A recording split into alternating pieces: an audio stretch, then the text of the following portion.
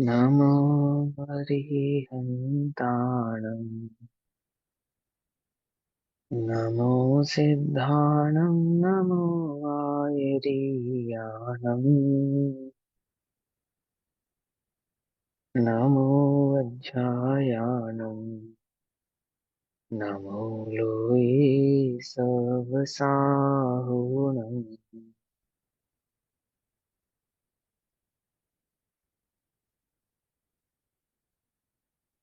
ओंकारं बिन्दुसंयुक्तं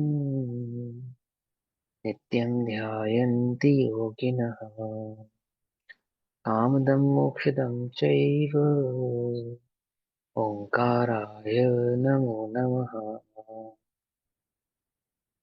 मङ्गलं भगवान् वीरो मङ्गलं गौतमो गणिन् मङ्गलं कुन्दकुन्दार्यो जैनधर्मोऽस्तु मङ्गलम् सर्वमङ्गलमाङ्गल्यं सर्वकल्याणकारकम् प्रदानां सर्वधर्माणां जैनं जयतु शासनम्।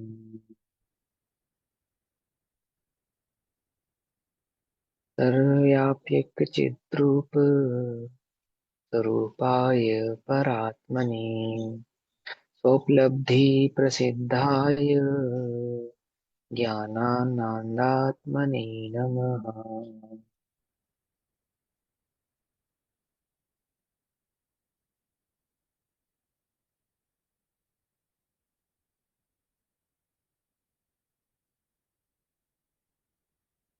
हमारी दोपहरकालीन कक्षा का विषय चल रहा है श्री प्रवचन सारजी ग्रंथ। श्री प्रवचन सारजी का स्वाध्याय हम सभी आचार्य अमृत चंद्र देव द्वारा रचित तत्व प्रदीपिका टीका तथा आचार्य जयसेन द्वारा रचित तात्पर्य वृत्ति टीका के आधार से कर रहे हैं। प्रवचन सारजी ग्रंथ में पेज नंबर 48 गाथा नंबर 19-20 है ना। तात्पर्य वृत्ति टीका के आधार से गाथा नंबर 20 है ना, और तत्व प्रदीपिका के आधार से 19 है। 19-20 नंबर की जो गाथा है, गाथा नंबर 20 कह सकते हैं इसको, है ना, गाथा के क्रमांक की अपेक्षा से। गाथा 20। पक्षिणागदिकम्मो अनंतवरवीर्यो वह्ये तेजो जादो अदिन्द्रियो सो प्राणम सौखम च परिणमति। भाव चल रहा है कि अब शुद्धोपयोग के प्रभाव से स्वयंभू हुए इस आत्मा के इंद्रिय के बिना ज्ञान और आनंद कैसे होता है, ऐसे संदेह का निवारण करते हैं।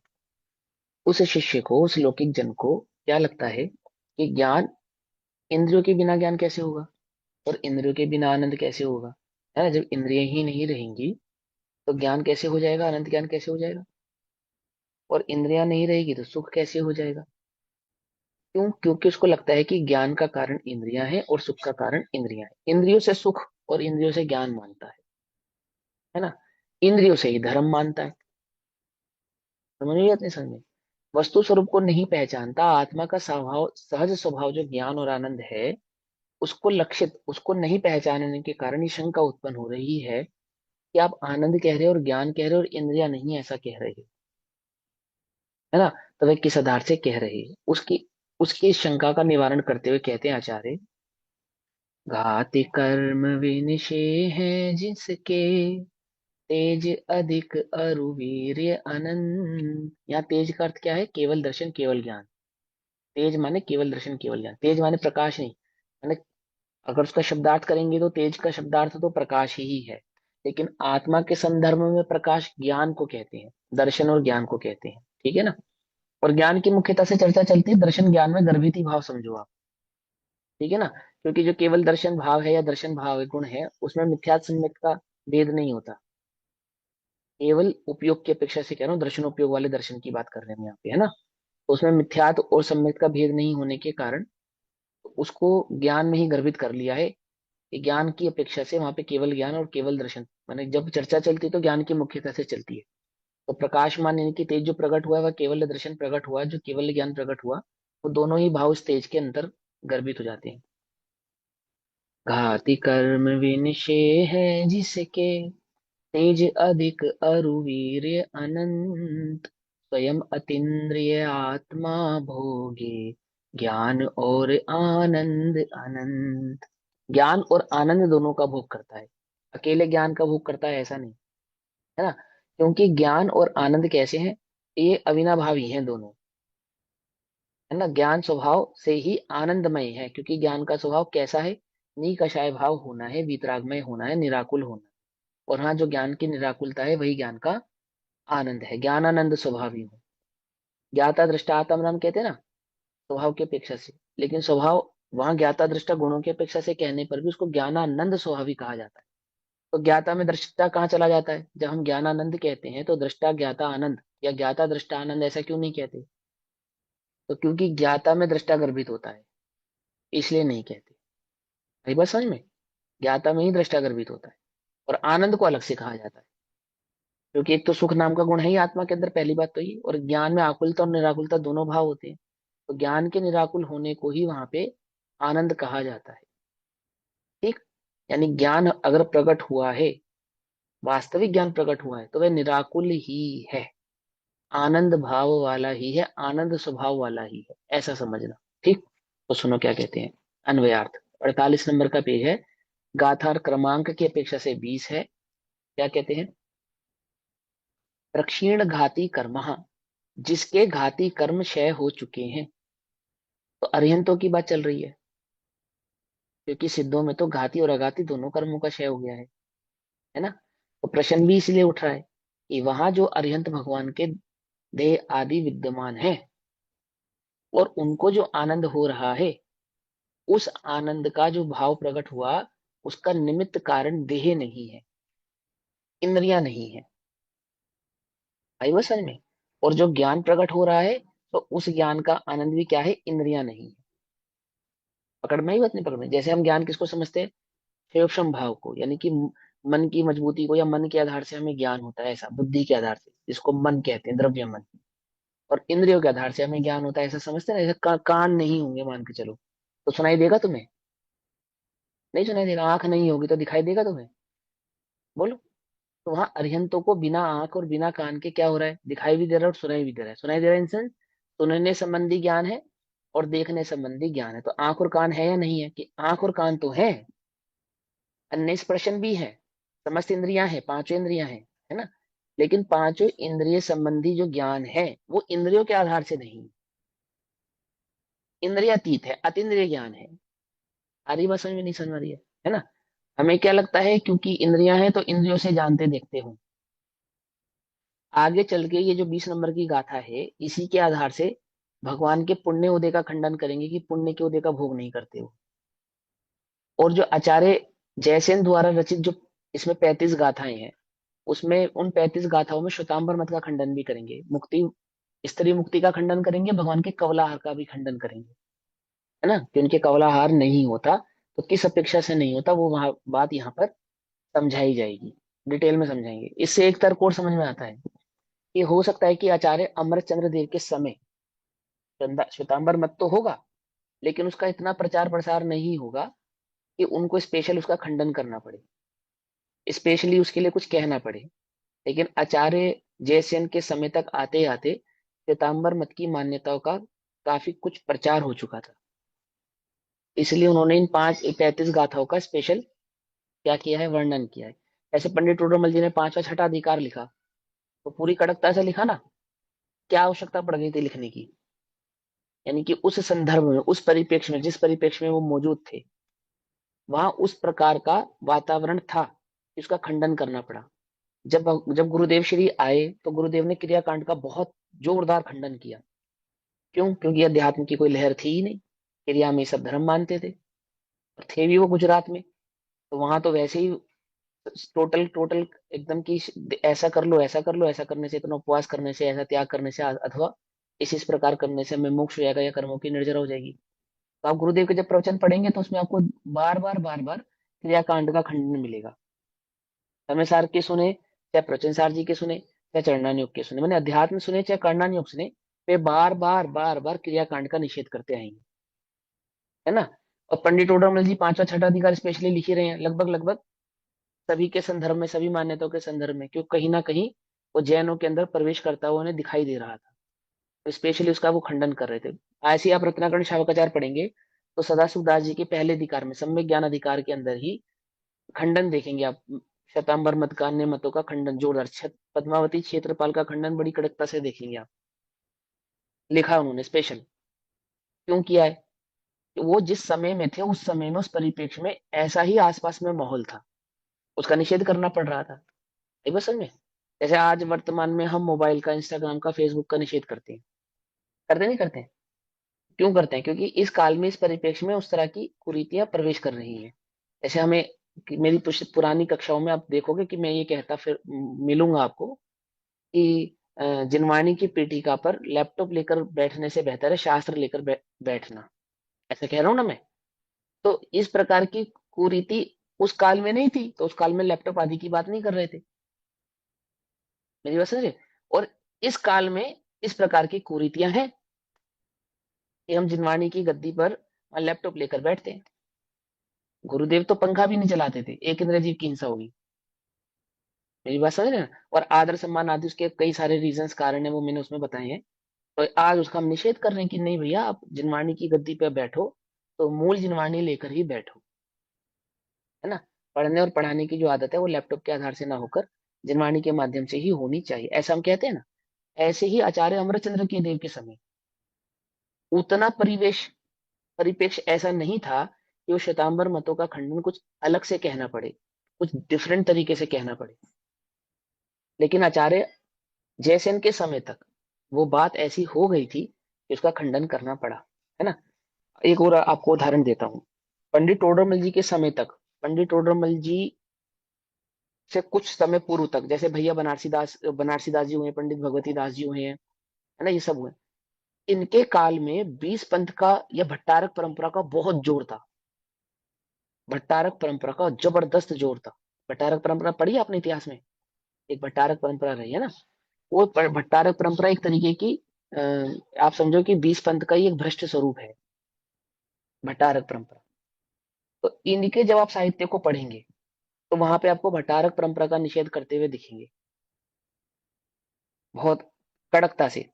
ये जो तेरह पंथ आमने बनी, तो तेरह पंथ आमने कैसे बनी?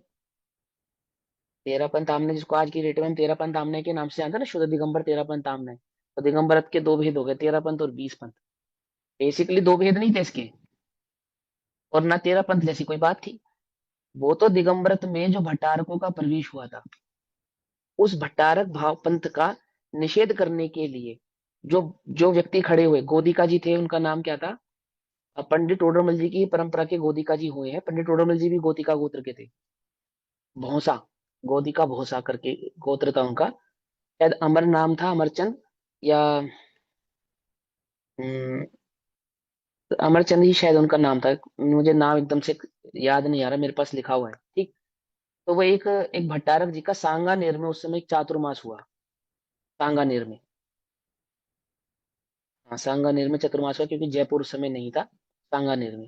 तो सांगानेर के चातुर्मास में उन भट्टारक जी के द्वारा जो प्रतिपादन हो रहा था दिगंबर धर्म का, वो गोतिका जी उसका निषेध कर रहे थे।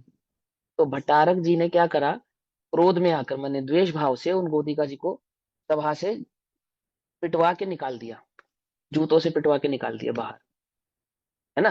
तो उन उन गोतिका जी के समर्थन में जो प्रबुद्ध बारह तेरह लोग थे, उन सब ने मिलकर जो मंदिर बनाया वहां पर, जो पहला मंदिर है, ढाई पौड़ी का मंदिर कहलाता है वो, ढाई पौड़ी का मंदिर, शुद्ध तेरापंथ आमनाय का पहला दिगंबर जैन मंदिर है, जो ढाई पौड़ी का सांगानेर में मंदिर बना है, वो बनाया। तो जो उनके विरोधी थे, इनके विरोधी, वो गोदिका जी के जो विरोधी थे, वो भट्टारक और उनके संग के लोग, तो वो उनको तेरह पंथी कह के चिढ़ाते थे। क्या कहते थे? तेरह पंथी। क्यों कहते थे तेरह पंथी? एक तो वो तेरह लोगों का ग्रुप था, इसलिए इसलिए उसको तेरह पंथी कहते थे। दूसरा कारण क्या था कि वहां तेरह प्रकार की नियमावली बनाई गई थी। जैसे यहाँ पे पद्मावती क्षेत्रपाल की पूजा नहीं होगी, रंधा हुआ यानी कि पकाया हुआ अनाज नहीं चढ़ाया जाएगा, फल फूल गुलेल इत्र आदि से भगवान की अभिषेक नहीं होगा, पंचामृत आदि से अभिषेक नहीं होगा, है ना।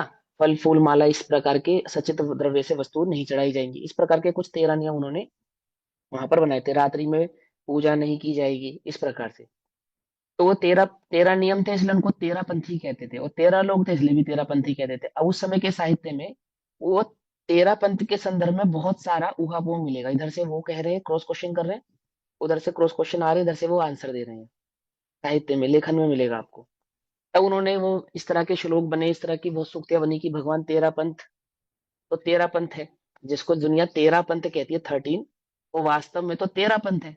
अर्थात तुम्हारा पंथ है, कोई हमारा बनाया हुआ पंथ तो है नहीं, है ना। तो इस प्रकार का वो भाव चला। तो वो 13 पंथ जो नाम आज मिला है हमको, वो हमारा रखा हुआ नाम नहीं। हम तो दिगंबर शुदाम है, जैन है बस, दिगंबर जैन है।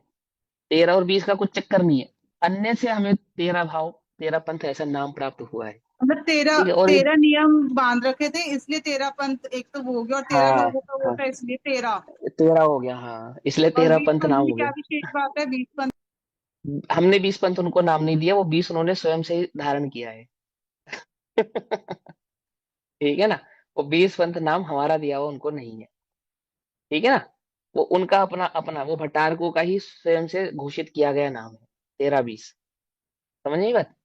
तो अब क्या है कि वो उनको नाम, वहां से नाम प्राप्त हो। बात कहाँ से चली थी? बात यहाँ से चली थी कि वो जो सुख मानते हैं, ये जो श्वेतांबर मतों का आनंद, यहाँ पे अभी आगे जाके क्या होगा, खंडन होगा। क्यों होगा, उसके उसके पीछे का रीजन बता रहा था मैं, कि जब जयसेनाचार्य के समय तक इस प्रकार की मान्यताओं का परिवेश समाज में बहुलता से फैल चुका था, है ना। और यहाँ जो 20 नंबर की गाथा है, आचार्य अमरचंद्र देव और आचार्य जयसेनाचार्य की टीका समेत जो 20 नंबर बैठता है, उसके आधार से, है ना। उस 20 नंबर की गाथा में इस बात का जो निषेध किया जा रहा है कि इंद्रियां हैं, अरहंतों के पास इंद्रियां हैं, परंतु उनका जो सुख आनंद है वो इंद्रियातीत है। उनका जो ज्ञान है वो इंद्रियातीत है, क्योंकि ज्ञान और आनंद का इंद्रियों से कोई संबंध नहीं, इंद्रियों से कोई लेना देना नहीं। दादा तो इसके लिए और अच्छी बात कहते हैं। दादा उदाहरण देते हैं कि देखो भाई, पर स्त्री सेवन करना ये तो पाप है ही, स्पर्शन इंद्रिय में पाप है ही, परंतु स्व स्त्री सेवन करना कौन सा धर्म है? क्या? माने इंद्रिय के किसी भी विषय का सेवन करना कौन सा धर्म है? इंद्रिय के किसी भी विषय का सेवन करना धर्म नहीं। अब हम आंखों से ये शास्त्र पढ़ रहे नहीं पढ़ रहे, तो ये आंख का विषय है ना, समझना ध्यान से। तो आंख से टीवी देखने को तो दुनिया बुरा मानती है, आंख से अन्य नृत्य आदि को देखने को तो दुनिया बुरा मानती है, लेकिन आंख से शास्त्र पढ़ने को कोई बुरा मानता है? लेकिन बारीकी से सोचो, तो है तो ये इंद्रिय का ही विषय, कोई आत्मा का विषय तो नहीं है। बोले क्यों? क्योंकि आत्मा के विषय को इंद्रिय की आवश्यकता नहीं है। आत्मा स्वयं अपने ज्ञान में इतना प्रबुद्ध है कि वह इंद्रियों के बिना भी जानने की सामर्थ्य रखता है। पकड़ में ही बात नहीं? पकड़ में? वहां उसका निषेध किस अपेक्षा से कर रहे हैं कि आत्मा का स्वभाव ज्ञान है, इसका मंडन करना, इसकी पुष्टि करनी है। और इंद्रियों में ज्ञान नहीं है, इसका खंडन करना है। पकड़ में ही बात नहीं? पकड़ में? इस जीव को अनादि से कितना अंदर में गहरा भाव बैठा है। आंख नहीं होगी तो देखूंगा कैसे, कान नहीं होंगे तो सुनूंगा कैसे। अब कितने लोगों को क्या लगता है, यदि मुझे बुढ़ापे में सुनाई नहीं दिया या दिखाई नहीं दिया तो मेरी समाधि का क्या होगा? बोलो, लगता है या नहीं लगता है ना। और अपने को उपदेश भी ऐसा मिलता है कि सुनो भाई, कान काम कर रहे हैं तब तक जितना सुन सको सुन लो, फिर कान बंद कर देंगे करना, तो कैसे सुनोगे। आंख जितनी काम कर रही है पढ़ लो, फिर आंखें काम कर देंगी, काम करना बंद कर देगी, तो कैसे पढ़ोगी। ऐसा उपदेश मिलता नहीं मिलता है? वो उपदेश गलत नहीं है, वो अपेक्षाकृत बात है, पर मूल बात क्या है कि अंदर में ये बैठा है कि मैं आंख से देखता हूँ, कान से सुनता हूँ। पकड़ में ही बात नहीं? पकड़ में, है ना। लेकिन यहाँ आचार्य कहते हैं कि आत्मा ज्ञान, आत्मा का निजी भाव होने से उस आत्मा को ज्ञान के लिए इंद्रियों की आवश्यकता नहीं है, एक बात। और आनंद भी उस आत्मा का निजी स्वभाव होने के कारण उस आत्मा को आनंद प्राप्त करने के लिए इंद्रियों की आवश्यकता नहीं है। इसलिए उन अरहंतों को शुद्धोपयोग के फल में जो ज्ञान और आनंद प्रकट हुआ है, वो दोनों ही अतीन्द्रिय है। ज्ञान भी अतीन्द्रिय है और वह आनंद भी अतीन्द्रिय है। अभी वर्तमान में जो तुम्हें ज्ञान प्रकट है, वह ज्ञान भी इंद्रियों के आधार से नहीं है। निमित्त का निषेध नहीं है यहाँ पर, है ना। परंतु वास्तव में ज्ञान इंद्रियों का स्वभाव नहीं है। ये ज्ञान तो उस आत्मा का ही निजी निजी अपना निजी भाव है। आनंद तो उस आत्मा का अपना निजी भाव है, इंद्रियों से आता नहीं है। और मान्यता इस जीव की कैसी है कि ज्ञान और आनंद दोनों कहां से प्रकट होते हैं? कि इंद्रियों से प्रकट होते हैं। हम पढ़ेंगे नहीं तो हमें ज्ञान कैसे होगा? हम सुनेंगे नहीं तो हमें ज्ञान कैसे होगा? ऐसा लगता है, नहीं लगता है ना। आचार्य कहते हैं कि ज्ञान अतीन्द्रिय है, आनंद अतीन्द्रिय है। ये समझा देखो, सुनो क्या कहते हैं। प्रक्षेण घाती कर्मा, जिसके घाती कर्म शेष हो चुके हैं, अतीन्द्रिय जात, जो अतीन्द्रिय हो गया है, अर्थात इंद्रिय रहित हो गया है। इंद्रिय रहित हो गया अर्थात अब केवली इंद्रिय रहित है या नहीं है, कि उनको तो हम संयोग केवली कहते हैं। इंद्रिय सहित है ऐसा कहते हैं। तो भी इंद्रिय सहित होता पर भी वो योग रहित, योग सहित, योग होने पर भी जो योग रहित है, योग होने पर भी जो योग रहित है, क्या मतलब? कि उनका जो आनंद, उनका जो ज्ञान, उसका जो आनंद दर्शन भाव सुख वीर्य आदि जो भाव प्रकट हो रहा है, वो इंद्रियों के आधार से प्रकट नहीं हो रहा है। ठीक है ना। देखो मैंने एक जगह नोटिस किया इसको, आपको भी नोटिस करा ही देता हूँ।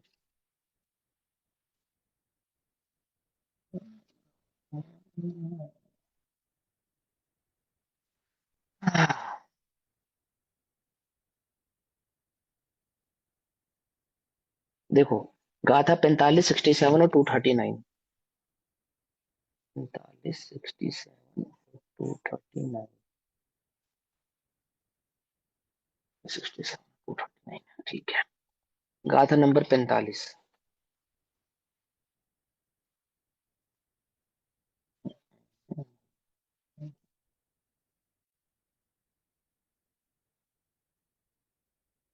हम्म।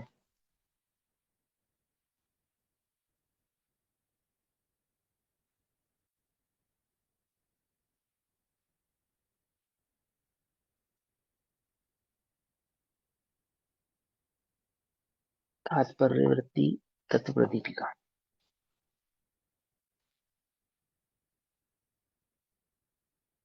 तत्व दीपिका, गाथा 45। देखो page number 111। Page number 111। Arihant भगवान पुण्य फल वाले हैं और उनकी क्रिया उदाई की है, मोह आदि से रहित है, इसलिए वह छायकी की मानी गई है। ये गाथा लिखी। अब इस गाथा की जो टीका लिखी, उस टीका में देखो क्या लिखा।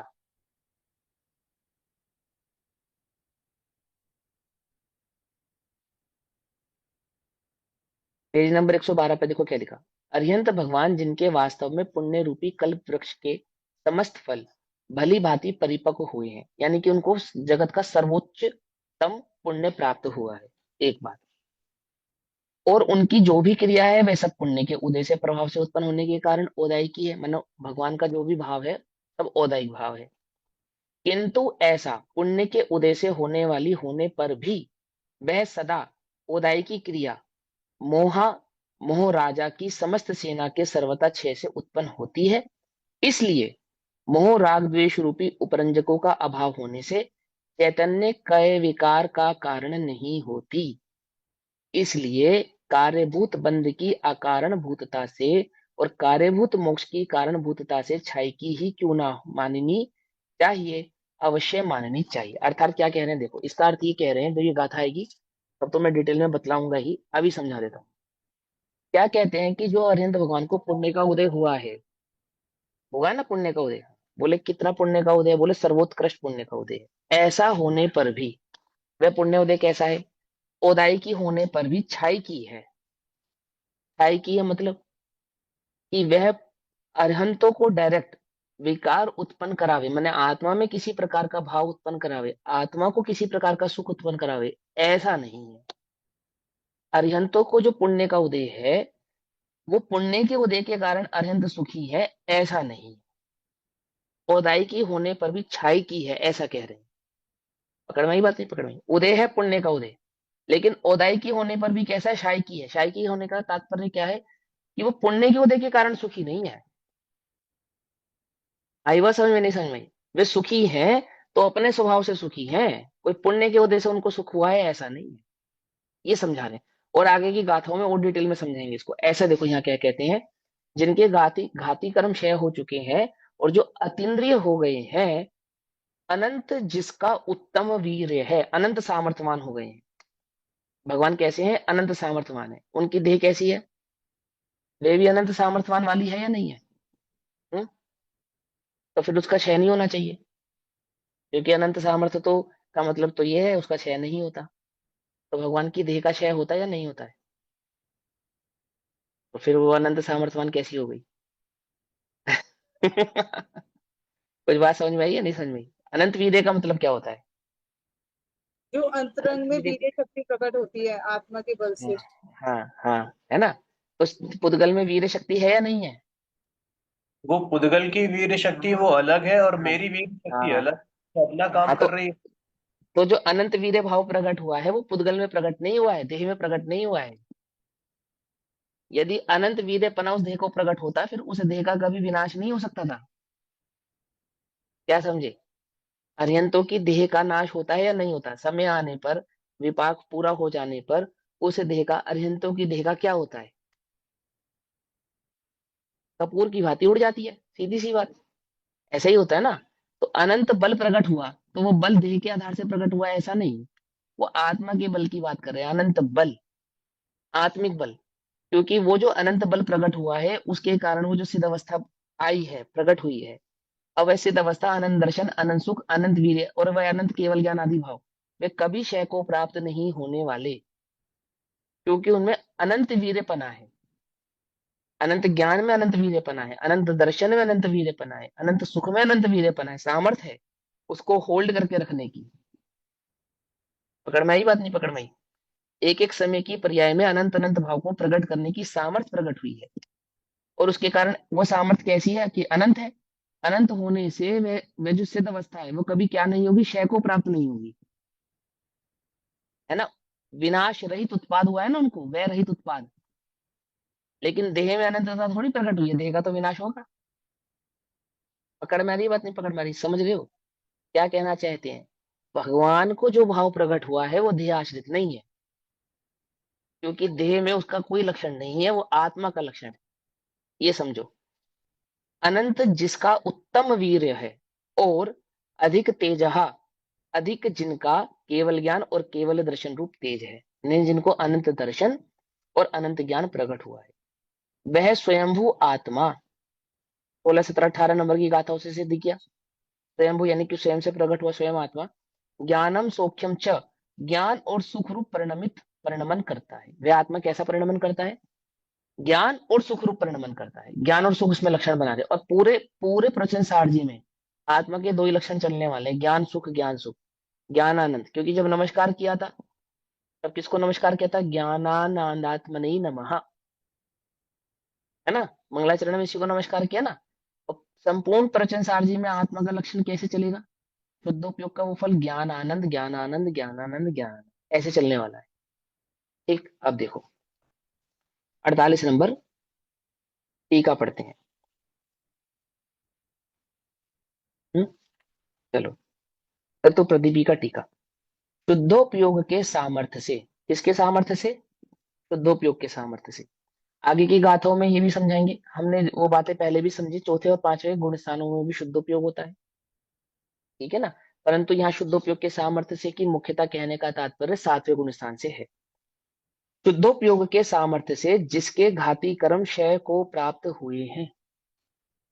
शुद्धोपयोग की सामर्थ्य से घाती कर्म क्षय को प्राप्त हो गए हैं। प्रायोपशमी ज्ञान दर्शन के साथ असंपर्क अर्थात संपर्क रहित होने से मति ज्ञान, श्रुति ज्ञान, अवधि ज्ञान और मन प्रिय ज्ञान, ये कैसे थे? छह उपशम ज्ञान थे। ज्ञान में क्या नहीं होता? उपशम भाव नहीं होता। ये बात तो पता ही है ना, हमने 5 भावों में सीखी थी। ज्ञान में 6 उपशम भाव होता है और शायिक भाव होता है। उपशम भाव ज्ञान में नहीं होता है। क्यों नहीं होता है? यदि ज्ञान में उपशम होगा तो यह आत्मा कबल कभी केवल ज्ञानी और कभी 6 उपशम, कभी केवल ज्ञान और कभी 6 उपशम, ऐसे भाव को प्राप्त हो जाएगा। पकड़ में ही बात? यदि ज्ञान में उपशम भाव होगा तो उपशम का क्या होता है? उपशम होने के बाद क्षेपशम हो सकता है ना, तो केवल ज्ञान प्रकट होने के बाद फिर से क्षेपशम प्रकट हो सकता है। इसलिए ज्ञान इसमें में क्या क्या नहीं आएगा? होता। ऑप्शन वाला। उपशम का मतलब होता है दबना। उपशम का मतलब होता है दबना। तो उपशम सम्य दर्शन हुआ, तो क्षेपशम सम्य दर्शन भी होता है। उपशम क्षेपशम क्षायिक, उपशम क्षेपशम क्षायिक। तो क्षायिक होने के बाद तो उपशम क्षेपशम होता नहीं है, लेकिन उपशम सम्य दर्शन क्षेपशम सम्य दर्शन में कन्वर्ट हो सकता है। होता भी है, होता भी है। ऐसे ही यदि ज्ञान उपशम होगा तो क्षेपशम में कन्वर्ट हो सकता है, और जब ज्ञान उपशम होगा जिस समय, उस समय केवल ज्ञान की अवस्था बन जाएगी। समझ में बात नहीं, समझ में? और जैसे ही क्षेपशम प्रकट होता है वो केवल ज्ञान का फिर अभाव हो जाएगा। तो ज्ञान में क्या नहीं होता, उपशम नहीं होता। इसलिए नहीं होता। ज्ञान सदैव उपशम क्षेपशम भाव वाला होता है, और या फिर क्षय भाव वाला होता है। तो क्या कहते हैं कि क्षय उपशमिक ज्ञान, यानी कि वह मन पर ज्ञान तक के जो ज्ञान थे उन सबका असंपर्क, यानी कि उन सबका अभाव होने पर, रहित हो जाने, जो अतीन्द्रिय होता हुआ, जो अतीन्द्रिय होता हुआ, अर्थात उस केवल ज्ञान का कैसा स्वभाव है कि अब उसको इंद्रियों की आवश्यकता नहीं है।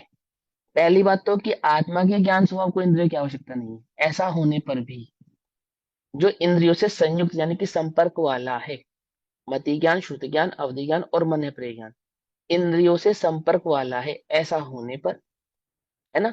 हालांकि अवधि ज्ञान और मन प्रिय ज्ञान के संदर्भ में ऐसा कहा जाता है कि वह इंद्रिय संपर्क वाला नहीं है, इसलिए उसको एक अपेक्षा से परम शुद्ध क्या कहते हैं, प्रमाण में आपने पढ़ा था, एक देश, सर्वदेश। एक देश, एक अवधि देश ज्ञान तो और मना और मन पर्याय हो प्रिय गया, और ज्ञान का। सर्वदेश केवल हाँ, ज्ञान। प्रत्यक्ष हाँ, तो एक अवधि ज्ञान, एक देश प्रत्यक्ष प्रमाण। एक देश हाँ, प्रत्यक्ष प्रमाण।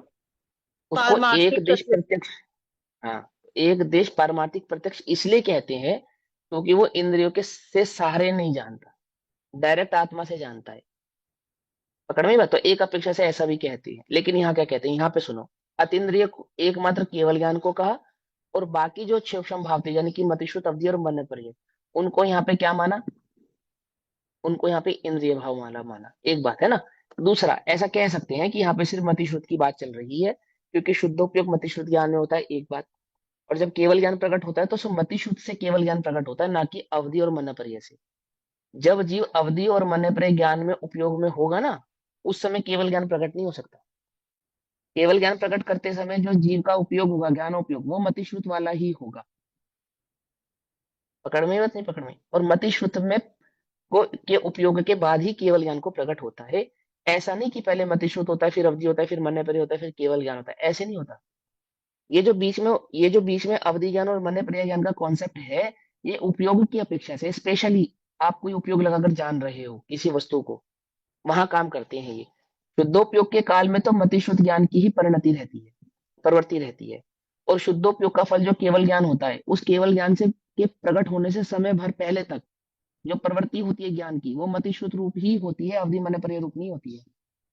और अवधि मन पर्यय जो ज्ञान होते हैं, मन पर्यय तो छठे गुण स्थान में ही प्रयोग में आता है, सातवें में आता ही नहीं। पकड़ में ये बात। और अवधि ज्ञान तो, सुअवधि ज्ञान तो चौथे पांचवें छठे, और कुअवधि ज्ञान तो पहले से छठे, माने पहले से तीसरे तक को मानो, या पहले में ही मानो, तीसरे में क्यों मानो, पहले तक ही होता है। तो वो जो सुअवधि ज्ञान होता है वो चौथे से छठे गुण स्थान तक काम करता है, और जो मन पर्यय ज्ञान होता है वो मात्र छठे गुण स्थान में काम करता है।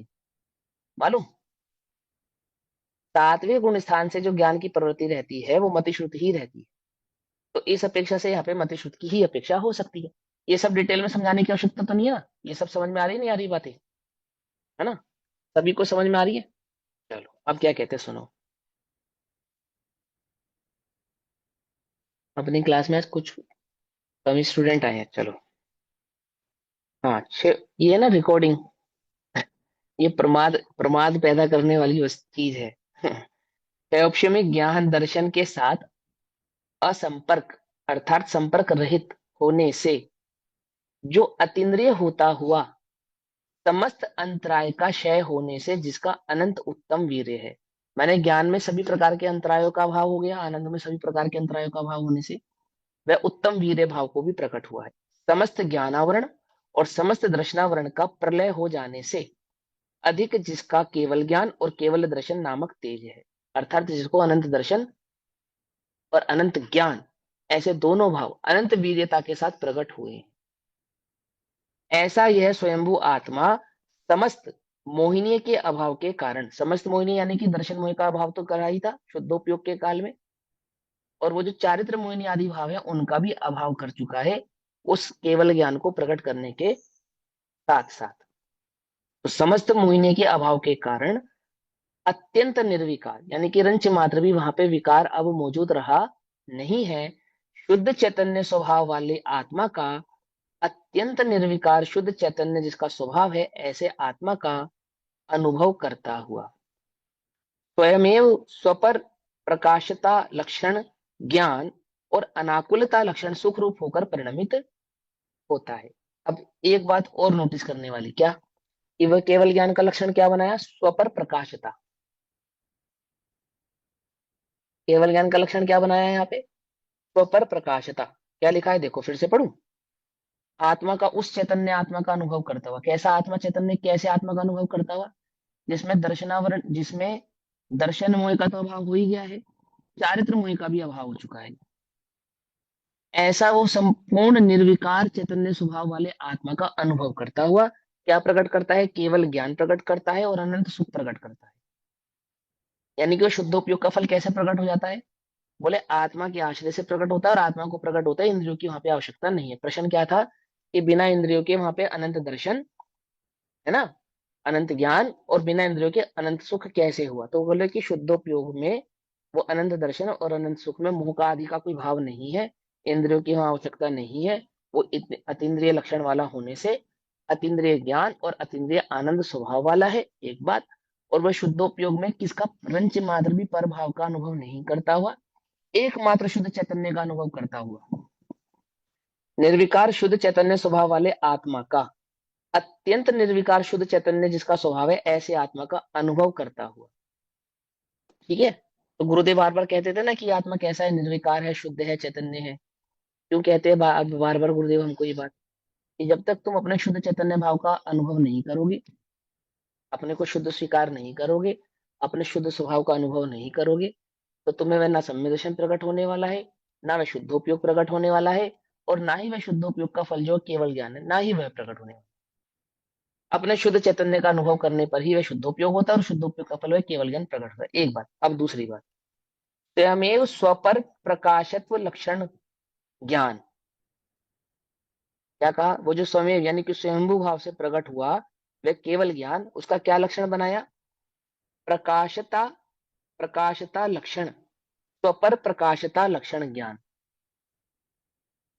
समझ में बात नहीं, समझ में क्या सिद्ध हुआ इससे, केवल ज्ञान कैसा है, स्वपर प्रकाशक स्वभाव वाला है, ऐसा आचार्य अमरचंद्र देव की मूल टीका में आया।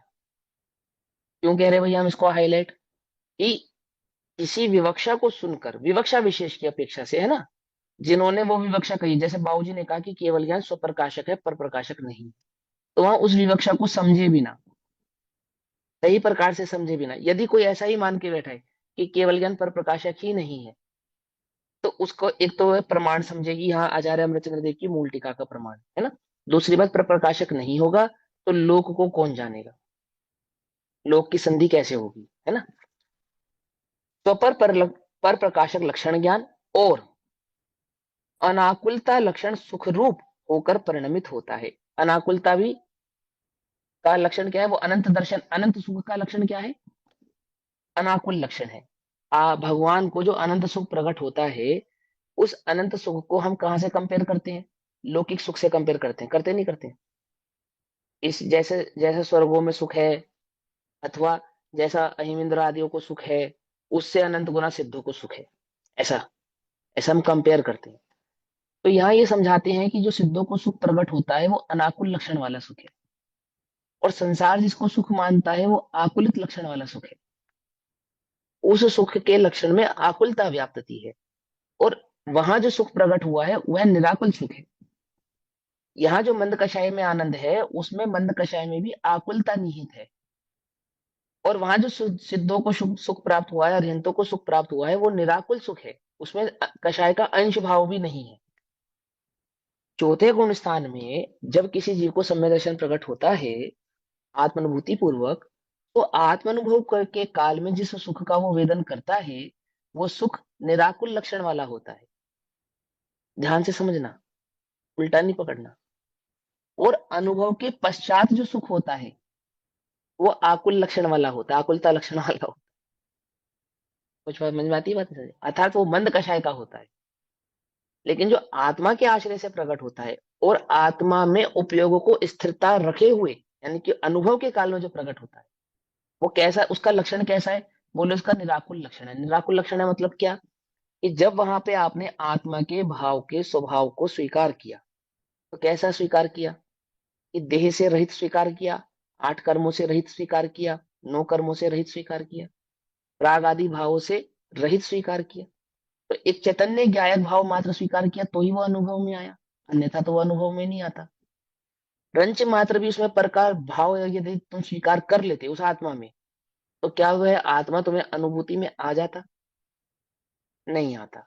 रंच मात्र भी, लेश मात्र भी पर भाव को वहां स्वीकार किए बिना एकमात्र निज चैतन्य ज्ञायक भाव को स्वीकार करता है।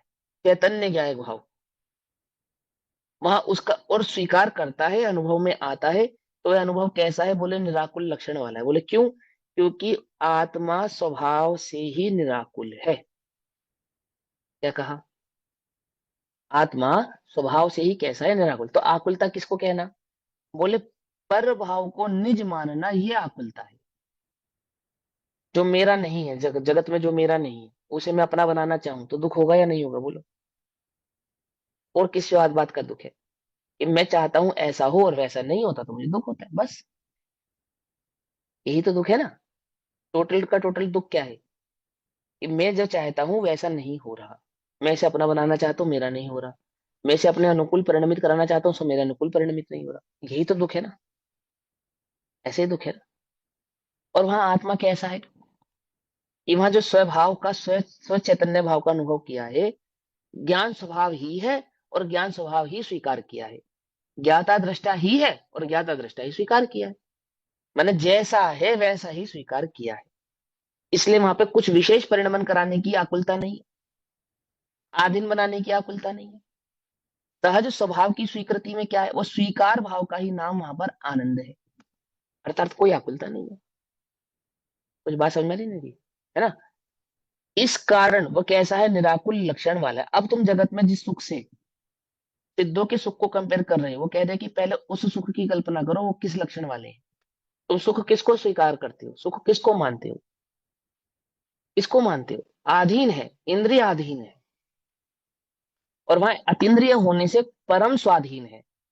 वह आत्मा का आनंद परम स्वाधीन है। तो क्या कहते हैं? अनाकुलता लक्षण सुखरूप होकर परिणमित होता है। इसलिए वहां इंद्रियों की आवश्यकता नहीं है, अतीन्द्रिय है। इंद्रिय के बिना, और इंद्रिय के बिना ज्ञान, और इंद्रिय के बिना सुख। ये प्रश्न है ना, इस प्रश्न पे गाथा चल रही है। तो बोले इंद्रियों के अधीन जो सुख है वो कैसा है? वो आकुलता लक्षण वाला है। और अतीन्द्रिय जो आनंद है वो कैसे? वो निराकुल लक्षण वाला है। उसका, उसमें आकुलता का रंच मात्र भी भाव नहीं है। आकुलता माने एकत्व ममत्व कर्तव्य भोक्तव्य बुद्धि से जो परे है। समझ नहीं बात? लोक में भी जब तुम ये स्वीकार कर लेते हो कि भैया हम इसमें कुछ नहीं कर सकते, ऐसे चलेगा, तो अंदर में शांति आती नहीं आती? जब तक स्वीकार नहीं करते, जब तक परिणमन कराने की अंतरंग में तुम्हारे तीव्र इच्छा रहती है जितनी भी, तब तक तुम्हें दुख होता है या नहीं होता? बोलो। होता है। वो ऐसा ना करे, वो ऐसा ना करे, वो मेरे सामने ना आके बैठे, वो मेरे अनुसार ऐसा करे, मैं चाहता हूँ कि वो रहे तो चुप रहे, बोले ना, आदि आदि आदि। और फिर हम कहते हैं यार हमें बहुत कषाय हो रही है। अरे कषाय तुझे किस चीज की हो रही है? तू जगत में अन्य को अपने अनुसार परिणमित कराना चाहता है, या या स्वयं अन्य के अनुसार परिणमित होना चाहता है? इसी का नाम दुख है। और पंडित उड़ामल जी ने तो स्पष्ट लिखा, कदाचित, कदाचित काक तालिक नय की अपेक्षा से तेरे अनुसार, मैंने तू चाहता है और उसका परिणमन भी वैसा हो गया तो तुझे सुख लगता है। हुआ नहीं है तेरे अनुसार परिणमन, ये तो तेरी भूल है, भ्रम है तेरा, कि तुझे लगता है कि मेरे अनुसार परिणमित हो जाता है। होता नहीं है। वो उस भ्रम का ही नाम पुण्य का उदय है, समझना ध्यान से। क्या कहा? मुझे चाहिए कि मैं चाहता हूं कि ऐसा हो जाए और वैसा हो जाए, ठीक। और मुझे क्या लगता है मेरे पुण्य का उदय है। बोले ये जो तूने चाहा और हो गया, इस भ्रम का नाम ही पुण्य का उदय है, बस। होता नहीं है। होता तो वो अपने ही स्वतंत्र भाव से है। हाँ, बस तुझे अनुकूल भाषित होता है इसलिए हम उसको पुण्य कौवे कहते हैं। आई बात समझ में नहीं समझ में? भाषित होता ना अनुकूल, इसलिए उसको पुण्य कौवे कहते हैं। लेकिन होता कैसे, वो स्वतंत्र होता है। और जिस समय तुम किसी की भी वस्तु स्वरूप में जिसकी भी स्वतंत्रता स्वीकार करते हो, उस समय तुम्हें अंदर में कैसा भाव आता है? अंदर में शांति व्याप्त होती है। अब तू यदि वास्तव में स्वतंत्र आत्मा का आश्रय ले ले, तो तू कल्पना कर कि तुझे कितनी निराकुलता का भाव प्रकट होने वाला है, कितनी शांति कितना सुख प्रकट होने वाला है। वो जो कषाय जिसका स्वभाव ही दुख है, वो जो कषाय जिसका स्वभाव ही दुख है, यदि उसके मंद होने पर तुझे आनंद आ रहा है, तो तू कल्पना कर उसके अभाव के आनंद का क्या भाव होगा।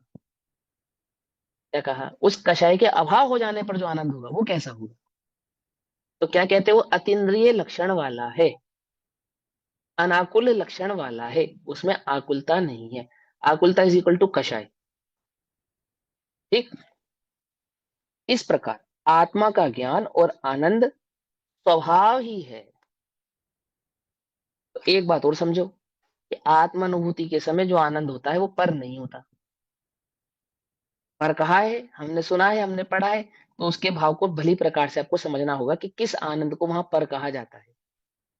एक ऐसी मान्यता भी है ना कि आत्मानुभूति के समय जो आनंद आएगा वो आनंद पर है, और ज्ञान ज्ञान चैतन्य ज्ञान भाव वो मैं हूं, तो मुझे आनंद की दृष्टि नहीं करनी। परंतु वो चैतन्य की दृष्टि ही आनंद की दृष्टि है, माने वो चैतन्य का ही दूसरा नाम आनंद है, आप ये समझ लो आप। समझे? निज चैतन्य ज्ञायक भाव की जो स्वीकृति है, उसका जो अनुभव है, उस अनुभव का ही दूसरा नाम वहां पे आनंद है। कि हमने सुना है अथवा हमने कहीं पढ़ा है कि आनंद तो पर है, तो भैया वो जो पर कहा है उसका मतलब आपको डिटेल में समझना पड़ेगा, है ना। ये हमने पुरानी कक्षाओं में विस्तार से समझाया। यहाँ क्या कहते हैं देखो, इस प्रकार आत्मा का ज्ञान और आनंद स्वभाव ही है। देखो एवं आत्मनो ज्ञानानंदो स्वभाव एव, लिखा ना। आचार्य अमृतचंद्र देव ने मूल टीका में लिखा, क्या लिखा? अंतिम लाइन में लिखा बिल्कुल, आत्मात्मनो एवं आत्मनो ज्ञानानंदो स्वभाव एव। अर्थात इस प्रकार आत्मा का ज्ञान और आनंद स्वभाव ही है, और स्वभाव पर से अनपेक्ष है। अर्थात स्वभाव को पर की अपेक्षा नहीं है, क्योंकि इंद्रियां पर है, इसलिए उस आनंद को और उस ज्ञान को इंद्रियों की आवश्यकता नहीं है। ऐसा, इसलिए इंद्रिय के बिना भी आत्मा के ज्ञान और आनंद संभव होता है। भावार्थ, आत्मा को ज्ञान और सुखरूप परिणमित होने में इंद्रियादिक परिनिमित्तों की आवश्यकता नहीं है। समझिए, इंद्रियों की आवश्यकता नहीं है। सुखी होने के लिए किसी आवश्यकता नहीं है, इंद्रियों की आवश्यकता नहीं है। अपने को क्या लगता है सुखी होने के लिए क्या करना है? कम से कम वज्र ऋषभ नारा सहन शरीर तो मिनिमम चाहिए, है ना। चाहिए नहीं चाहिए? मिनिमम। और द्वादश अंक का पाठ ही तो कम से कम होना ही चाहिए, तो मैं ज्ञानी कहलाऊं। है, आमुक आमुक समस्त अपेक्षाएं में जान जाऊं, अथवा जितना भी अथाह ग्रंथ अपने पास उपलब्ध है वो सब मुझे ज्ञात हो जाए, तो फिर मैं ज्ञानी कहलाऊं। उल्टा नहीं पकड़ना। इससे स्वाध्याय का निषेध नहीं कर रहे, तो छल बड़ी जल्दी ग्रहण करता है जी। हम इसका निषेध कर रहे हैं कि यदि तुझे ये लगता है कि ज्ञान कहीं बाहर से आता है तो उसका निषेध हो रहा है, और तुझे ऐसा लगता है कि आनंद कहीं बाहर से यानी पराश्रित भाव से आता है, तो उसका निषेध कर रहे हैं। आती है समझ में? देखो, कषाय की मंदता में आनंद आता है या नहीं आता है? इसका निषेध कर रहे हैं यहाँ पे, मालूम। कषाय की मंदता में आनंद नहीं आता है, तुझे भाषित होता है। आनंद तो आत्मा का स्वभाव होने से आत्मा के आश्रय से ही आएगा, कोई कषाय पे डिपेंड नहीं रहेगा वो। समझना ध्यान से। हाँ, ये बात पक्की है कि जो स्वभाव आश्रित होते हैं, आत्मा आश्रित होते हैं, उनकी कषाय मंद होती हुई भाव को प्राप्त हो जाती है। ये बात पक्की है। लेकिन वहां कषाय की तीव्रता, मंदता या उपस्थिति तेरे स्वभाव, मैंने तूने कितना स्वभाव का आश्रय लिया है उसका थर्मामीटर है वो, मात्र उसका पैरामीटर है। अब जगत में द्रव्यलिंगी को सुख है, वो कहता है मैं सुखी हूं। वो द्रव्यलिंगी क्या कहता है अपने को? मैं सुखी हूं। क्यों, किस बल पे सुखी मानता है वो अपने को? आत्मा के आश्रय से नहीं, कषाय की मंदता के आश्रय से। और देखो, ऐसा सुख द्रव्यलिंगी की छोड़ो, जगत में जिसको देवशा गुरु की श्रद्धा भी नहीं है, इसकी देव शास्त्र गुरु की भी श्रद्धा नहीं है जिसे, ऐसे भी बहुत सुखी होते देखे जाते हैं। बंद कशाई जी होते देखे जाते नहीं, उनकी खूब मन आपत्ति आ जावे, नुकसान हो जावे, और वो बस राधे राधे और जय श्री कृष्ण और जय विष्णु आदि शिव शिव शंभु शंभु के आधार से जाहि विधि राखे राम, ताहि विधि रहिए, सीताराम सीताराम सीताराम कहिए, है ना।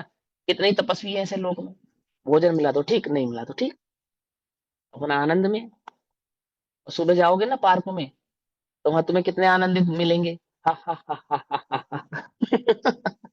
मुस्कुराते हुए एकदम प्रसन्न चित्तेण, है। लेकिन वो कह रहे हैं वो आनंद अब वो उसको क्या लग रहा है, ये आनंद है, हम तो बहुत आनंदित है भैया, बहुत मजे में। किस बात के मजे में हो तुम? तुम्हें मालूम ही नहीं है कि वो मंद कषाय का जो आनंद है वो वास्तविक आनंद नहीं है, क्योंकि कषाय की मंदता से आनंद नहीं आता। आनंद आत्मा के आश्रय से प्रकट होता है। लेकिन इसको भूल हो गई है, वो जगत में वो ज्यादा अनाकुलित आकुलित व्यक्ति के समक्ष कम आकुलता को सुख मानता है। समझे ना, पंडित डोरमल जी ने मोक्ष और प्रकाशक जी में डिटेल में समझाया आपको, और अन्य ग्रंथों में भी विस्तार से आचार्यों ने कहा कि वो कम आकुलता को सुख मानता है, ये उसकी भूल है, मिथ्या दृष्टि की ये भूल है। और सुख तो निराकुल का नाम है, निराकुलता का नाम है, और वह तो आत्मा के आश्रय से प्रकट होता है, और आत्मा का तूने आश्रय नहीं लिया तो तू सुखी हो गया। इसमें तो बड़ा अचंभा होता है हमें, आश्चर्य की बात है। आत्मा का आश्रय लिए बिना भी सुखी हो रहा है, इसमें आश्चर्य की बात है। कुछ बात समझ में नहीं, आत्मा का आश्रय लेकर सुखी हो गया, इसमें क्या आश्चर्य की बात है, तो स्वभाव है उसका। अग्नि में हाथ डाला और जल गया, ये आश्चर्य की बात है। या अग्नि में हाथ डाला और नहीं जला, ये आश्चर्य की बात है। आश्चर्य किसमें है? आश्चर्य तो इसमें है कि अग्नि में हाथ डाला और जला नहीं। समझ में बात नहीं, समझ में? ऐसे ही आत्मा का आश्रय लिया और सुखी हो गया, इसमें तो कोई आश्चर्य नहीं है। पर हमें बाहरी आश्चर्य होता है कि तू ये कहता है कि आत्मा का आश्रय लिए बिना ही मैं ज्ञानी हो गया, और आत्मा का आश्रय लिए बिना ही मैं सुखी हो गया। क्या कहा? आती बात समझ नहीं समझाती? बोलो भैया। अब तुम ज्ञानी हो या नहीं हो? कि हम तो विद्वान है भैया, ज्ञानी की बात कर रहे तुम। है? तो बोले किसके आश्रय से हुआ है? वो पंडिताई विद्वत्ता किसके आश्रय से आई है? वो पंडित शब्द बुरा नहीं है, विद्वान शब्द बुरा नहीं है, बहुत बहुत मार्मिक करते हैं इनके, जबरदस्त। अरिहंतों को पंडित पंडित कहा जाता है, महापंडित, मालूम। और किसके आश्रय से प्रकट हुआ है, बात यह है। वो विद्वत्ता विद्वान विजिता वो किसके आश्रय से प्रकट हुई है? तो हमें भारी आश्चर्य होता है कि तू ये कहता है कि मुझे शास्त्र के आधार से ज्ञान प्रकट हुआ है, और इंद्रिय के आधार से सुख प्रकट हुआ है, अथवा इंद्रिय के आधार से ज्ञान और सुख प्रकट हुआ है। समझे या नहीं समझे? बोलो। बढ़िया सॉफ्ट गद्दी पे बैठो तो आनंद आता है, नहीं आता है? गर्मी है ना, इतनी तेज गर्मी चल रही है भैया, ओ अब एसी चल जाए बढ़िया ठंडा ठंडा, आनंद आ जाता है। आ जाता नहीं, आ जाता? तो आचार्य कहते हैं हमें बड़ा भारी आश्चर्य होता है कि तुझे एकदम बढ़िया मलमल के गद्दे पे बैठने से और एसी की ठंडी हवा खाने से आनंद कैसे प्रकट होता है। आई बात समझ में? क्या कह रही था? वो कैसे रहा है? क्योंकि वह तो निराकुलता लक्षण, वो तो आत्मा का स्वभाव है, वो ज्ञान तो आत्मा का स्वभाव है, और तूने उसका आश्रय नहीं लिया और तुझे प्रकट हो गया। तो पूरा मोक्ष मार्ग उलट गया, नहीं उलट गया? बोलो। बढ़िया पकवान खा के क्या लगता है ना, पांच इंद्रिय के विषयों में इसी प्रकार से था, आनंद आ गया। तो आश्चर्य होता है, कैसे आ गया भाई, ऐसे कैसे आ गया? तो क्या कहते हैं, इंद्रियादिक पर निमित्तों की आवश्यकता नहीं है। ठीक, क्योंकि जिसका लक्षण अर्थात स्वरूप स्वपर प्रकाशकता है, जिसका लक्षण अथवा जिसका स्वरूप कैसा है, स्वपर प्रकाशकता है, ऐसा ज्ञान, और जिसका लक्षण अनाकुलता है, ऐसा सुख, आत्मा का स्वभाव ही है, निजी भाव है वो आत्मा का, अपना निजी भाव। ठीक। अब इसी भाव को तात्पर्य वृत्ति गाथा क्रमांक 20 के आधार से कहते हैं। उत्थानिका पढ़ते हैं सीधा। अब इस आत्मा के, किस आत्मा के? तो एक तो वो जो शुद्धोपयोग रूप परिणमित हुई, केवल ज्ञान को प्राप्त हुई, उस आत्मा की। और यदि मैं शुद्धोपयोग रूप परिणमित होकर केवल ज्ञान को प्राप्त होऊंगा तो मुझे आत्मा की, तो उस आत्मा के निर्विकार स्व संवेदन लक्षण रूप। कैसा है आत्मा का लक्षण? निर्विकार होना और निज आत्मानुभूति को प्राप्त होना। स्व संवेदन यानी कि अनुभव, निज चैतन्य का अनुभव, उसको कहते हैं स्व संवेदन। शुद्धोपयोग के प्रभाव से। अब शुद्धोपयोग का भी लक्षण है, आत्मा में जो शुद्धोपयोग प्रकट हुआ वह शुद्धोपयोग कैसा है? एक तो निर्विकार भाव वाला है और स्व संवेदन रूप वाला है, यानी कि वो अनुभूति के भाव वाला है। कुछों की ऐसी मान्यता है कि वो छठे गुण स्थान में भी शुद्धोपयोग होता है ना, बिना आत्मानुभूति के भी शुद्धोपयोग होता है। तो उसका यहाँ क्या कर रहे हैं? निराकरण कर रहे हैं। स्व संवेदन लक्षण है उसका, यानी कि अनुभूति को प्राप्त होवे, अनुभूति मात्र का जो काल है वो शुद्धोपयोग है। और वो अनुभूति कैसी है? कि वह निर्विकार भाव वाली है। एक बात समझ में या नहीं समझे? निर्विकार माने कि भोजन करते करते केवल ज्ञान प्रकट हो गया, ऐसे नहीं होगा। समझे नहीं समझे? ये सारा निषेध आएगा आगे। तो वो अपने ऊपर नहीं लेना, कोई दिगंबर श्वेतांबर का भेद नहीं, पर मान्यता जिसकी है उस मान्यता के आधार से। कि कलिकाल अपने में अपने को सर्वज्ञ मानने वाले किस आधार से सर्वज्ञ मानते हैं? कि वो केवल ज्ञानी है या वो शुद्धोपयोगी है ना। और शुद्धोपयोग कैसा वर्त रहा था? कि भोजन करते करते शुद्धोपयोग वर्त रहा था, भोगते भोगते शुद्धोपयोग वर्त रहा था, अथवा चलते चलते शुद्धोपयोग वर्त रहा था। तो कहते कि नहीं, वो कहता है निर्विकार स्व संवेदन, ये दो लक्षण है उसकी शुद्धोपयोग। ठीक। के प्रभाव से सर्वज्ञपना होने पर भी इंद्रियों के बिना कैसे ज्ञान तथा आनंद होता है? क्योंकि लोक में ऐसी मान्यता है कि सर्वज्ञों के इंद्रिय ज्ञान होता है और इंद्रियों से आनंद होता है। जैसे कवलाहार आदि का निषेध करेंगे ना, वो इसी को बेस बनाकर करेंगे। क्योंकि जब इंद्रियों से आनंद नहीं हो रहा और इंद्रियों से ज्ञान नहीं हो रहा, तो इंद्रियों में होने वाला जो भी कोई भाव है वो उनका अपना निजी भाव नहीं है। क्योंकि उनका जो अपना निजी चैतन्य ज्ञान का भाव है उसमें अहमपना है, और इंद्रियों में होने वाला परिणाम उनका अहमपना नहीं। इसी प्रकार से आनंद भी। ऐसा पूछे जाने पर प्रत्युत्तर देते हैं। क्या प्रत्युत्तर देते हैं? तात्पर्य वृत्ति। पक्षिण घादि गम्मौ ज्ञान आदि अनंत चतुष्टय, यानी अनंत दर्शन, अनंत ज्ञान, अनंत वीर्य, अनंत सुख, अनंत चतुष्टय स्वरूप परमात्म द्रव्य की भावना लक्षण वाले शुद्धोपयोग के बल से। शुद्धोपयोग का लक्षण क्या है? परमात्मा बनने की भावना निहित है शुद्धोपयोग के अंदर, सिद्ध होने की भावना निहित है उसके अंदर, है ना। क्योंकि उसका फल भी वही है ना। इस अपेक्षा से कह रहे हैं, वो शुद्धोपयोग का फल बतला रहे हैं कि वह शुद्धोपयोग कैसा है। कि परमात्मा द्रव्य की भावना लक्षण वाले शुद्धोपयोग के बल से घाती कर्मों को अत्यंत क्षय करते हुए, यानी कि मिटाते हुए, अभाव करते हुए। क्रम क्रम से घाती कर्मों का क्षय होता है, तो घाती कर्मों को अत्यंत क्षय करते हुए अनंतर अनंत वीरौ अनंत श्रेष्ठ वीर्य वाले हैं, अनंत श्रेष्ठ सामर्थ्य वाले हैं। प्रश्न पुनः, क्या विशेषता वाले हैं? उत्तर, अहि तेजौ अधिक तेजमय है। अब अधिक तेजमय है कि माने बहुत प्रकाशमान है, ऐसा नहीं। अधिक तेजमय है, यहाँ तेज शब्द से केवल ज्ञान और केवल दर्शन दोनों ग्रहण करना चाहिए। क्या नहीं होना चाहिए? शब्द मलिच्छ नहीं होना चाहिए। ठीक। कल पुरुषार्थ सिद्धि उपाय की कक्षा में चल रहा है ना, शब्द ने और रूढ़ ने, अभी चलेगा आगे, है ना। तो वहाँ शब्द ने का अर्थ क्या था? जैसा शब्द है वैसा ही अर्थ होवे, उसको शब्द ने कहते हैं। तो यहाँ शब्द ने लगेगा तो तेज का अर्थ क्या हो जाएगा? जैसे श्री कृष्ण के तेज को वहां दुर्योधन की सभा में बैठा हुआ कोई भी नहीं देख पाया सिवाय उस विदुर के और अर्जुन के। दो लोगों ने दर्शन किए ना श्री कृष्ण के तेज के। और वो महाभारत के युद्ध में एकमात्र अर्जुन ने ही श्री कृष्ण के तेज को देखा, बाकी किसी ने तेज को नहीं देखा। ये अर्थ क्या नहीं किया वहां पे? तेज शब्द का अर्थ क्या है? माने ऐसी प्रकाशमान ज्योति जो किसी को नजर ना आए, इतना तेज, जैसे सूर्य का तेज। तेज अर्थात जिसमें उष्णता और प्रकाश हो, ये तेज का शब्दार्थ है। तो भगवान को जो तेज प्रकट हुआ उसका मतलब क्या है? कि वे इतने गर्म और प्रकाशमय हो गए कि नहीं। ये शब्दार्थ नहीं है यहाँ पे। इसका क्या अर्थ है यहाँ पे? कि उनको केवल ज्ञान प्रकट हुआ और केवल दर्शन प्रकट हुआ, क्योंकि आत्मा का जो तेज है वो ज्ञान और दर्शन है, ऐसा। ठीक।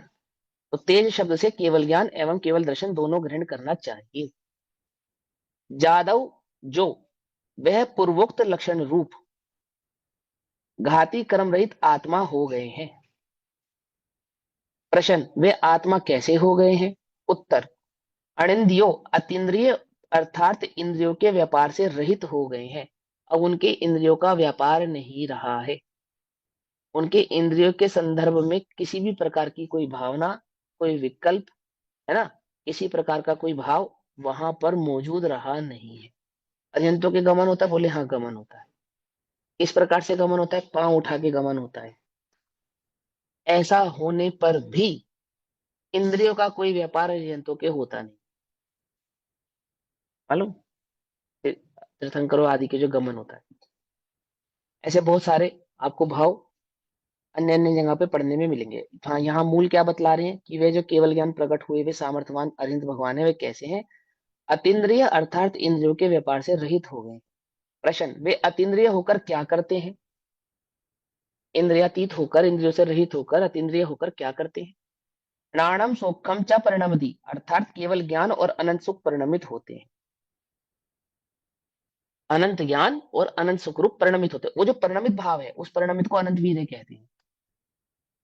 ठीक, उसका विस्तार इस प्रकार है। प्रश्न, इस व्याख्यान से क्या कहा गया है? उत्तर, प्रथम तो आत्मा निश्चय से अनंत ज्ञान अनंत सुख स्वभावी होने पर भी व्यवहार से संसार अवस्था में कर्म से आच्छादित ज्ञान तथा सुख वाला होता हुआ, आच्छादित सुख और आच्छादित ज्ञान वाला होता हुआ पश्चात इंद्रियों के आधार से कुछ ज्ञान एवं सुख रूप परिणमित होता है। माने जितना जितना शिवशम प्रकट होता है उसको उस आधार से ज्ञान और सुख स्वीकार किया जाता है, कहा जाता है। पुनः जब निर्विकल्प निजात्म अनुभूति के बल से कर्म का अभाव होता है, तब क्षयोपशम के अभाव के कारण इंद्रिया नहीं होती, अर्थात इंद्रिय ज्ञान ना होकर अतीन्द्रिय ज्ञान हो जाता है और अपने अतीन्द्रिय ज्ञान एवं सुख को अनुभव करते हैं। तो ज्ञान के अंदर ही सुख को निहित कर दिया उन्होंने, कर दिया ना, अलग से सुख के लिए किसी और चीज का अभाव नहीं बताया। बस वहां पे क्या सीधा क्या बताया, क्षयोपशम के अभाव से इंद्रिया नहीं होती, माने इंद्रिय संबंधी मोह आदि भाव का अभाव होने पर ही वो केवल ज्ञान के साथ साथ केवल सुख भी प्रकट हो जाता है, अनुभव करते हैं। इससे सिद्ध है कि इंद्रियों का अभाव होने पर भी अपने स्वकीय अनंत ज्ञान और सुख अनुभव करते हैं। प्रश्न, वह ज्ञान एवं सुख किस कारण से अनुभव होता है? क्योंकि स्वभाव के पर की अपेक्षा नहीं होती, ऐसा अभिप्राय। क्या कहते हैं? स्वभाव को पर की अपेक्षा नहीं होती, यानी अनंत दर्शन और अनंत सुख आत्मा का निजी स्वभाव है और स्वभाव को पर की आवश्यकता नहीं है, इसलिए वहां इंद्रियों की आवश्यकता नहीं है। तो क्या बताते हैं कि शुद्धोपयोग में बरतने वाला आनंद और शुद्धोपयोग से के साथ प्रकट होने वाला केवल दर्शन और केवल ज्ञान वे कैसे है कि वे इंद्रियातीत होने से इंद्रियों के आधार से उत्पन्न होने वाले नहीं है। ये कुल मिला के भाव इस गाथा में कहा है। अब गाथा नंबर 20 की चर्चा हम कल करेंगे और टीका के आधार से, मैंने दोनों गाथाओं के टीकाओं के आधार से 21 नंबर की गाथा है ना। तो तब तक के लिए सभी को जय जिनेन्द्र। ओम नमः सिद्धेभ्यो। भाई एक प्रश्न है। एक, हाँ बोलो, बोलो बोलो जैसे बोलो। अभी आपने बताया कि चलते जो मुनिराज होते हैं छठे सातवें गुणस्थान में, छठे गुणस्थान में जब वो चल रहे हैं, आहार विहार निहार कर रहे हैं, उस समय हम्म, शुद्धोपयोग नहीं होता। अब मार्केट में नहीं ये होता। चीज फैली हुई है कि हर अंतर मुहूर्त में वो अंदर होते हैं बाहर होते हैं। हाँ ठीक है, तो हाँ ठीक है, चलो, आहार में तो समझ में आती है बात, क्योंकि आहार तो कुछ देर ठीक का है, ही होता है। लेकिन ठीक जब है। हम विहार कर रहे हैं तो वो तो हाँ हाँ, किलोमीटर वो विहार करते हैं, तो अंतर मुहूर्त में नहीं किलोमीटरों, जाएंगे। पहली बात तो किलोमीटरों का विहार कौन निश्चित करता है? ये निश्चित कौन करता है कि मुझे इतना किलोमीटर 45। चलना है? जो किलोमीटर को, जो किलोमीटर माप के चले उसे मुनि कहते ही नहीं है। आप पढ़ लो, आप अष्टपहुड़ जी में पढ़ लो, आप भगवती आराधना आदि में पढ़ लो, सब में पढ़ लो।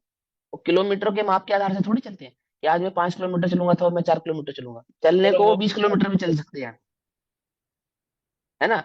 क्योंकि वो जो भाव जो बात कही जाती है वो तो उसी परिप्रेक्ष्य में की जाती है। लेकिन वो ऐसा नहीं है कि वो इतना किलोमीटर चलेंगे चलेंगे और 2-4 घंटे कहो तो विहार में ही लगा दिए, बस विहार ही विहार करे जा रहे हैं, ऐसा नहीं है। मतलब उनका अनियत पूरा बिहारी होते हैं पूरा- भैया। हाँ मुनिराज हाँ, अनियत बिहारी होते नींद विहारी होते ना, तो ऐसा बंधे हुए नहीं होते कि वो इतने किलोमीटर में चलेंगे ही चलेंगे। ठीक।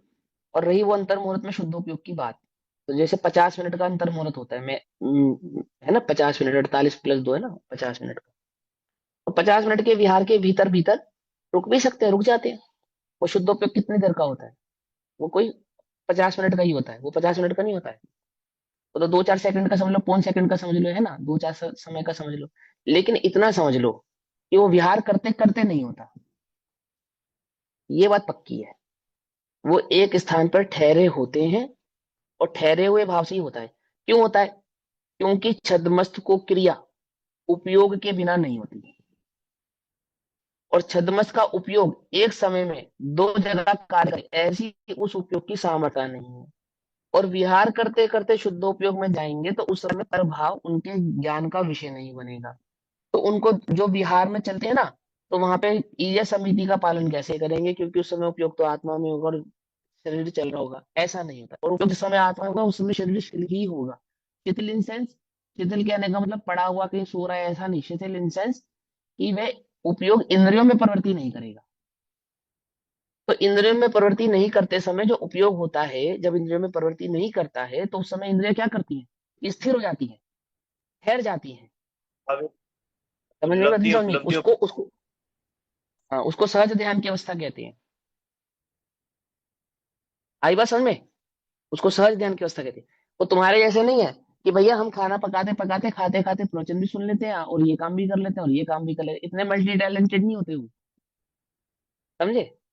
कि भैया हम एक साथ 4 काम कर लेते हैं, आपका आपकी क्लास भी सुन लेते हैं, हम अपना और हमारा घर का काम होता है वो भी निपटा लेते हैं, और हम सुनते रहते हैं। ऐसा नहीं होता है, तुम्हें अभी उपयोग का स्वभाव की खबर नहीं है, पता नहीं है तुम्हें। ठीक है ना? तो तुमको तो क्या लगता है कि हमारी बात करते करते गाड़ी चला सकते हैं, तो आत्मा का अनुभव करते करते विहार कर सकते हैं, ऐसा नहीं होता है। ऐसा नहीं होता है। ठीक। चलो, ओम नमः सिद्धेभ्यः। निज निधि निज में बताई यहाँ दुपकार, उसके लिए जिनवानी माँ को वंदना शत बार है।